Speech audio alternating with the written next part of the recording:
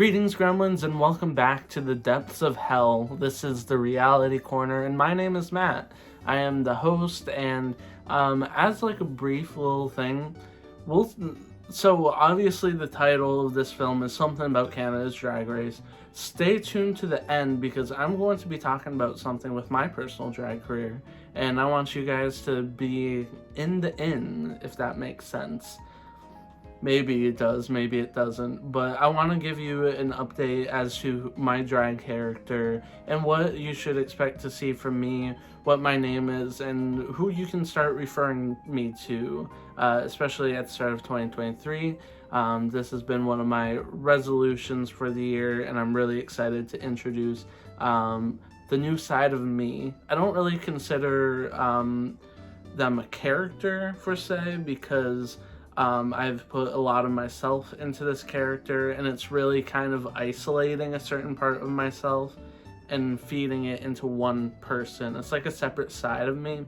I'm really excited to introduce them, but at the end of the video, let's talk about Canada's Drag Race versus the world and who won, which, spoilers for this entire episode, we need to talk about who won.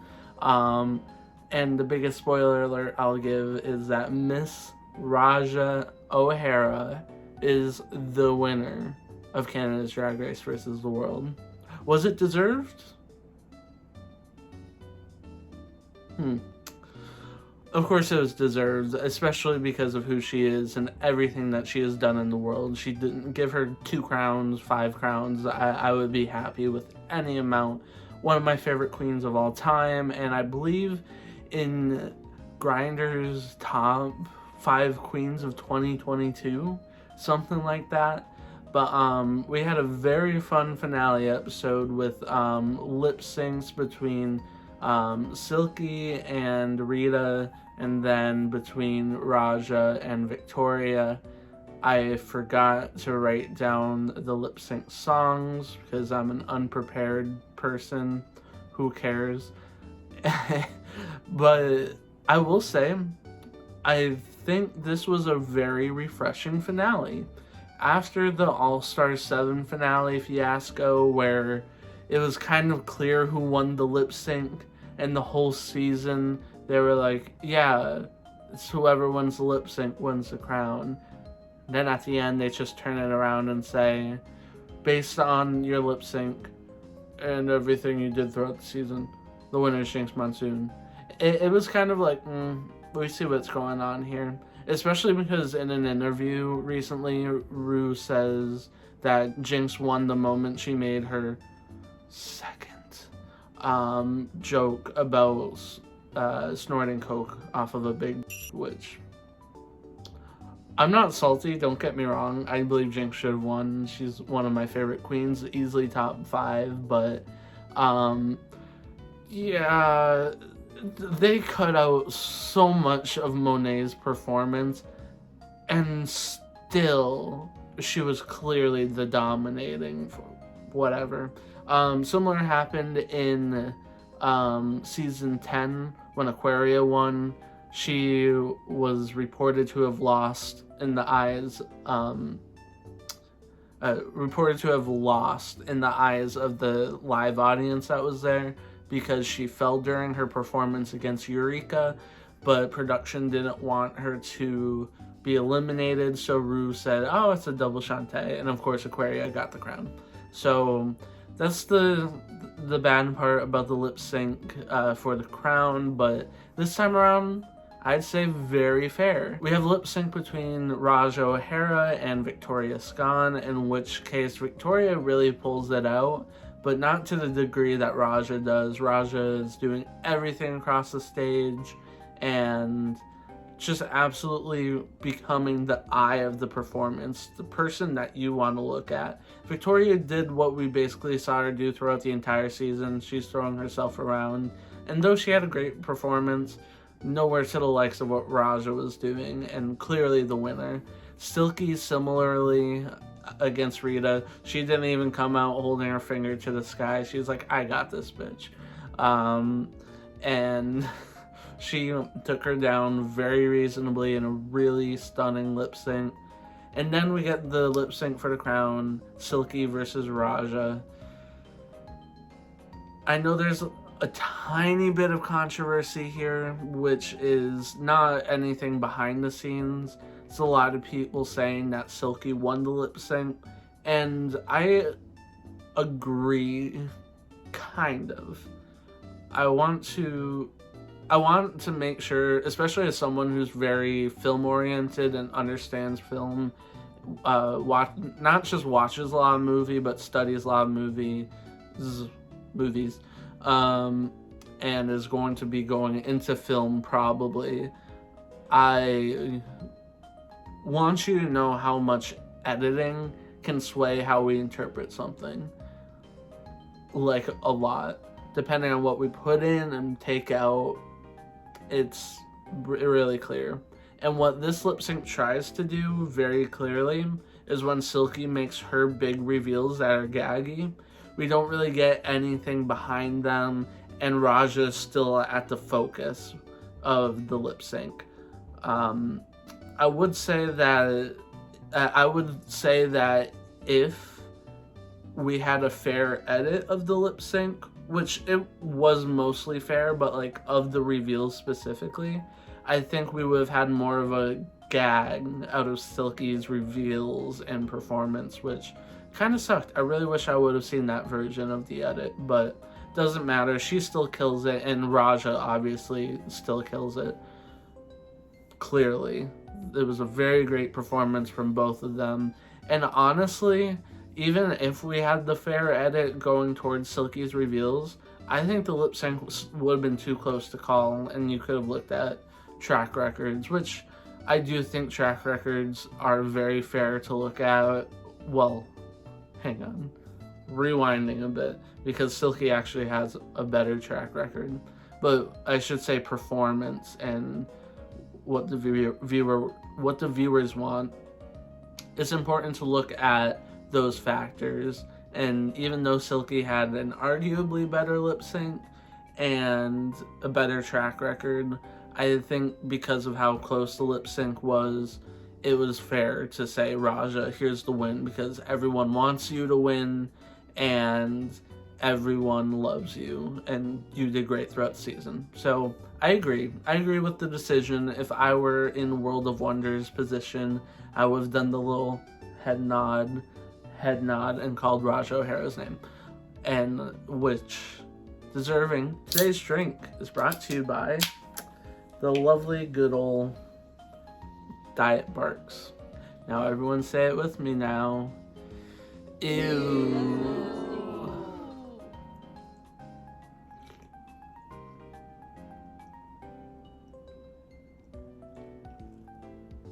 Anyway, getting back on track here, it was very clearly her performance, her season, and Raja deserved the win. Even though Silky and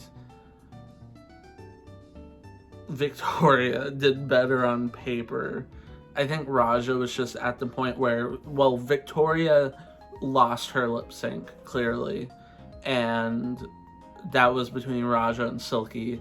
Silky did a great job, but I think people were just ready to give Raja a crown, considering everything she's been through, her story arc, and just how much of an evolution she's made to truly become a queen. So, much love to you, Raja. With Canada's Drag Race, my final synopsis is, as a season, what was it? Good. By the way, last thing to add on to the Canada's Drag Race versus the world side of things is Isis Couture. Love you. You're never gonna watch this, but #1 queen of all time. That's a plus, not a number. My favorite queen. The looks, the legend, the Donatella Versace. I can't do an accent. Absolutely crushing the season. Hope you're doing well. Love you. And hope to see you on All Stars All Winners one day.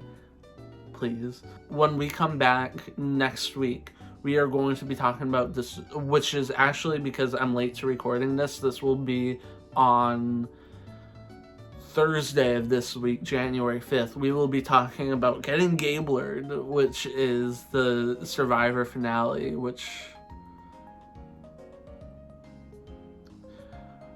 Anyway, we'll be back then, and yeah, I hope you'll join us. But don't leave, because I want to tell you about me.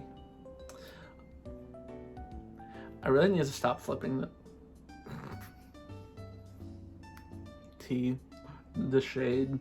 So yeah, I want to introduce you guys to my new drag character persona that I will hopefully be introducing sometime in the future. Soon. I'm just in a very tough living situation right now, so I can't necessarily just bang out and be like, let's buy everything and do it. So once I'm in a living situation that's safer and I have a little bit more money to buy good makeups, I will definitely be trying it out. I bought a sketchbook today and I'm very excited to start sketching, but let me introduce you to the Death of Drag, aka Death, and I'm in love with them. So they are a drag artist. Their pronouns are they, them. Death's persona is not gender-based. It's not an exaggeration of gender, and I really kind of want to break that mold. I know a lot of people I would still be fine being referred to as a queen, but I think drag artist is the term that I'm looking for. Death is really a combination of all of my inner demons packed into one character and celebrated. Death is a representation of change, just like in tarot. I do a lot of tarot. It's a representation of fluidity, whether it be gender or even just the fluidness of life, which is really what I am aiming to go for. So Death has a campy side, a very fun side, and Death also has a fashion side where they want to show off their beauty to the world, because after all, death and change in particular is a process that should be celebrated rather than emotional and painful. Even though we go through very tough situations, I really want to be able to create this character that brings light to the world, in contrast to the fact that something that seems like it's dark to the world. So there's going to be a lot of camp and a lot of fashion somewhere in between, and I'm not going to be a fashion queen or whatever. I'm going to mostly try to stick to comedy, because I think I have a natural ability, even though I don't really like to show it, when I'm able to and really want to, I do have that comedic bone to really just hammer out things. Just ask my friend Maya. She thinks I'm the funniest person in the world. She's probably watching this right now. Hi Maya. Laugh in the comments below. I'll wait for you to type. Oh wait, I got other people watching this, sorry. Yeah, I want to be a shady artist, and I caught myself saying queen there. See, even I'm still like trying to figure it out. But yeah, I want to read people, I want to drag people, and I just want to be brutally honest. I want to be comedic, but at the same time influential, and really want to spread a message of love and not hate, I guess. But yeah, embrace yourself, embrace today, embrace tomorrow, and embrace yesterday, because what can you do when you go to hell? Nothing, except feel even more pain. I don't know. I'm trying to work on a catchphrase.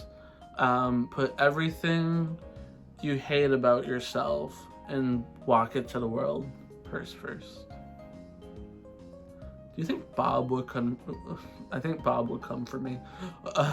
So if you're new here, just to let you know, we have a Patreon. Go to patreon.com/Demize Studios, where we have just slashed prices. The first 10 Patreons will be entered into a $5 Starbucks or Dunkin' Donuts giveaway, depending on who wins. Lowest tier is $3 and gives you access to our community Discord, which is full of a lot of people from my life and friends from my former Twitch community when I used to stream. So we are on a patron-only server, we do game nights and all that, and we would absolutely love to have you. And also, if you subscribe to the $6 tier, you can get exclusive patron posts, I guess. Patron videos, like extended content, whatever.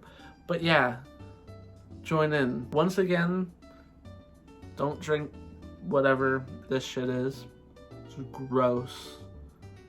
And we'll see you next week. Oh no, Thursday, where we'll talk about getting gay-blurred. Oh. Bye.